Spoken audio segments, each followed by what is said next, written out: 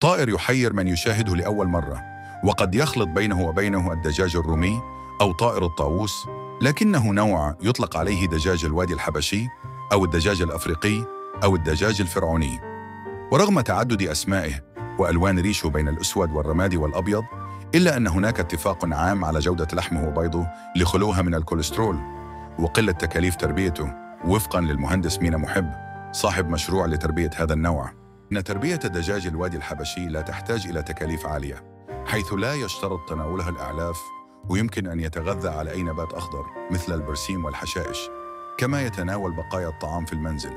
وتابع المهندس مينا محب بأن هذا النوع من الدجاج يمتاز بقوة مناعته ومقاومة الأمراض مقارنة بالدجاج البلدي أو الأبيض،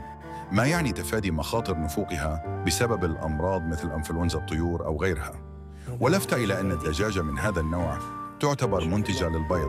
بمعدل بيضتين في اليوم، موضحاً أن الدجاجة تصبح منتجة في عمر 6 أشهر، وأقصى وزن لها هو كيلوغرام، وسعر الكتكوت يبلغ جنيها، والدجاجة وزن كيلو يبلغ سعرها 450 جنيها بحسب محب، الذي أرجع ارتفاع السعر إلى مميزات الدجاجة من ناحية وقلة تربيتها في مصر من ناحية أخرى، قائلاً: إذا تم التوسع في تربيتها سيودي ذلك لزيادة الإنتاج وقلة الأسعار وتحقيق كميات وفيرة من البيض. وذكر أن تربية 10 ديوك ودجاجات تحقق مكسب 10,000 جنيه خلال 3 أشهر، ويكون المكسب من حصيلة بيع البيض والكتاكيت،